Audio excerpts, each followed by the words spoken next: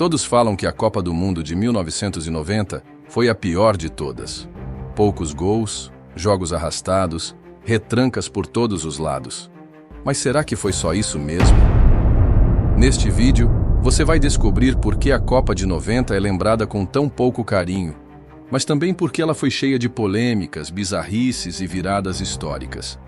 Teve jogo sem gol, time que chegou às quartas sem vencer, gol anulado na final, água batizada para dopar jogador e até uma torcida dividida entre o seu país e o seu ídolo. E o mais inacreditável, mesmo jogando mal, o Brasil venceu todos os jogos da primeira fase, mas caiu para uma Argentina que, segundo Maradona, trapaceou dentro de campo. Branco y venía a tomar baldo, venía a tomar todo lo bueno, ¿viste? Y yo decía, que todo. Branco se la tomó toda, pateó la trivia y decía, estaban los dos micros, y yo me siento adelante, y Branco se sentaba adelante y me hacía, desde el micro frente me hacía. Ese era el que puso la droga, ese es el que puso la droga. Y yo le decía, no. Alguien picó un roinol, ¿viste? Escúchame. Se você acha que já viu de tudo numa Copa do Mundo, segura firme. Porque o que aconteceu na Itália em 1990 desafia todas as lógicas. E no final, quem levantou a taça foi o país que mais reclamava do futebol feio alheio. A edição de 1990 foi realizada na Itália, com 24 seleções e um clima de esperança por bons jogos. Mas o que se viu foi um festival de retrancas e pragmatismo, como raramente se viu em Copas do Mundo. A competição registrou a pior média de gols da história, apenas 2,21 por partida. Nada menos que 5 jogos terminaram 0-0, e outros 15 acabaram em 1-0. Era como se os times estivessem mais preocupados em sobreviver do que em competir de verdade. E um dos grandes vilões dessa realidade era o regulamento. A vitória valia apenas 2 pontos, enquanto o empate rendia 1, um incentivo direto à mediocridade. O caso mais escandaloso talvez tenha sido o da Irlanda. Chegou às quartas de final sem vencer uma única partida no tempo normal. 3 empates na fase de grupos, outro empate nas oitavas e classificação nos pênaltis. Um roteiro inacreditável, mas permitido pelo sistema vigente. Essa falta de ambição gerou jogos arrastados, torcedores entediados e um produto global do futebol com sérias falhas de atratividade. Foi tão impactante que a FIFA se viu obrigada a mudar a regra logo na Copa seguinte, adotando 3 pontos por vitória. Agora me diz, você acha que uma seleção que não vence nenhuma partida merece chegar entre as 8 melhores do mundo? Deixe a sua opinião nos comentários. Essa discussão ainda rende. O Brasil caiu no grupo C ao lado de Escócia, Costa Rica e Suécia. Mesmo com um futebol travado, sem criatividade e muito aquém das expectativas, a seleção comandada por Sebastião Lazzaroni conseguiu vencer todos os 3 jogos da primeira fase. 3 vitórias que mascararam problemas profundos de construção de jogadas, falta de repertório ofensivo e dependência excessiva de lampejos individuais. Parecia que a seleção ia engrenar, mas veio o mata-mata e o adversário era simplesmente a Argentina de Maradona. E, ironicamente, justo no melhor jogo do Brasil na Copa, veio a eliminação. A atuação foi dominante. O Brasil criou diversas chances claras, acertou trave, obrigou o goleiro Goicoechea a trabalhar e empurrou os argentinos para o campo de defesa. Mas bastou um descuido. Maradona pegou a bola no meio-campo, fez o que poucos jogadores na história conseguem fazer, atravessou a defesa brasileira com um passe milimétrico e deixou Canidia livre para driblar Tafarel e empurrar para o gol. 1-0. Seria apenas mais um clássico sul-americano decidido no detalhe, se não fosse o que veio depois. Anos mais tarde, uma declaração chocou o mundo. Maradona confessou que a comissão argentina dopou jogadores brasileiros com água adulterada. Na ocasião do jogo, o lateral branco já havia relatado ter sentido um gosto estranho ao beber água oferecida por um argentino e ter passado mal minutos depois. O problema é que, na época, sua queixa foi vista como desculpa. Mas em 2004, Maradona confirmou em rede nacional que a água estava misturada com um tranquilizante, e o plano foi arquitetado por Carlos Bilardo, técnico da seleção e médico de formação. Um escândalo admitido com deboche, como se fosse apenas mais uma malandragem do futebol. Trapaça confirmada. Um jogo manipulado nas entrelinhas, com um resultado que poderia ter sido outro. Mas o Brasil, eliminado injustamente, seguiu sem resposta, sem revanche e com um gosto amargo que dura até hoje. Agora eu quero saber de você.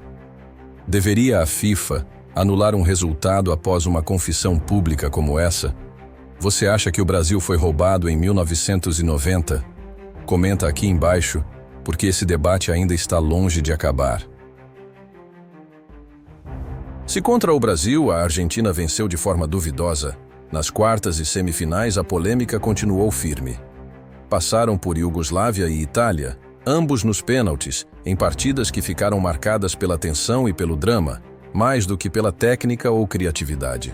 Mas foi a semifinal contra a Itália que concentrou o ápice da controvérsia: o palco. Nápoles, a casa de Diego Maradona, onde ele reinava absoluto como o maior ídolo da história do Napoli. A torcida napolitana, que tanto o venerava, se viu diante de um dilema jamais imaginado: torcer por sua pátria ou pelo homem que havia lhes dado tantas alegrias. O resultado foi um ambiente surreal. Faixas divididas como a famosa Maradona, Nápoles te ama, mas a Itália é nossa pátria. Hinos vaiados, gritos divididos, emoção confusa. Nunca antes um jogador estrangeiro havia gerado tamanha crise de identidade em uma torcida local numa Copa do Mundo. Dentro de campo, o clima era sufocante. Após empate no tempo normal, a decisão foi para os pênaltis. E ali, como se o destino quisesse selar um roteiro de filme, Maradona converteu o pênalti decisivo, em plena Nápoles, e classificou a Argentina para sua segunda final seguida. Agora pensa comigo. Você torceria para seu país ou para o ídolo do seu time se os dois estivessem frente a frente? Comenta aqui embaixo, porque essa pergunta dividiu uma cidade inteira, e talvez ainda divida muita gente até hoje. No dia 8 de julho de 1990, o Estádio Olímpico de Roma recebeu a grande decisão da Copa do Mundo. Alemanha Ocidental contra a Argentina. Era a reedição da final de 1986, mas o espetáculo em campo ficou bem longe daquele nível. O que se viu foi um jogo truncado, lento, repleto de faltas e sem brilho, uma final que parecia um castigo para quem havia acompanhado o torneio até ali. A Alemanha tinha um elenco ofensivo, criativo, comandado em campo por Lothar Matthäus e fora dele por Franz Beckenbauer. A Argentina, por outro lado, vinha desgastada fisicamente, com desfalques importantes e uma postura extremamente defensiva. O time de Maradona, que encantara o mundo em 1986, agora jogava como franco atirador, apostando tudo em milagres individuais e resistência tática. Mas havia um detalhe técnico que piorava tudo: a famigerada regra do recuo para o goleiro. Na época, os zagueiros podiam recuar a bola intencionalmente com o pé e o goleiro podia pegar com as mãos. Isso matou qualquer possibilidade de pressão alta ou jogo acelerado. Foi um festival de passes para trás e lentidão, algo inconcebível nos padrões atuais. Mesmo assim, a Alemanha pressionou e criou as melhores chances. Um pênalti claro a favor dos alemães não foi marcado no primeiro tempo, mas no segundo tempo, o árbitro mexicano Edgardo Cotzal virou o protagonista. Aos 85 minutos, marcou um pênalti extremamente contestável em Rudi Völler. Para muitos, um contato mínimo, insuficiente para aquela decisão. Mas o juiz assinalou, e Andreas Brehme cobrou com perfeição, decretando o 1-0. A Argentina ainda perderia mais 2 jogadores. Monzon foi expulso por uma entrada violenta, e Desotti também levaria o vermelho já nos minutos finais. O time de Bilardo terminava a final com 9 jogadores, sem criar praticamente nenhuma chance de gol. Aliás, foi a primeira seleção da história a não marcar gols numa final de Copa do Mundo. E assim, com um futebol burocrático e uma decisão polêmica, a Alemanha foi tricampeã. Beckenbauer se tornava o segundo homem da história a conquistar a Copa como jogador e técnico. Mas para muita gente, o sentimento era claro.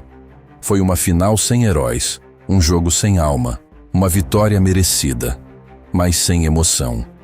Agora me diz aí, Você acha que essa final merecia entrar para a história? Ou foi só mais um retrato do futebol pragmático daquela época? Comenta aqui embaixo, quero muito saber sua opinião. A Copa de 1990 foi feia. Foi travada. Teve média de gols baixíssima, jogos de dar sono e esquemas táticos baseados em destruir e não em criar. Mas também foi uma Copa cheia de histórias que desafiam a lógica. Foi ali que o futebol começou a se transformar. Após essa edição, a FIFA reformulou a pontuação, 3 pontos por vitória, e proibiu o recuo com a mão para o goleiro. Foi também o fim da era de Maradona no topo do futebol mundial, e o início da consolidação de Beckenbauer como um dos maiores nomes do esporte, agora também como técnico campeão. A Copa de 90 pode ter sido pobre em futebol, mas foi riquíssima em drama. Se você gostou desse vídeo, inscreva-se no canal e comente. Qual foi a Copa mais polêmica que você viu?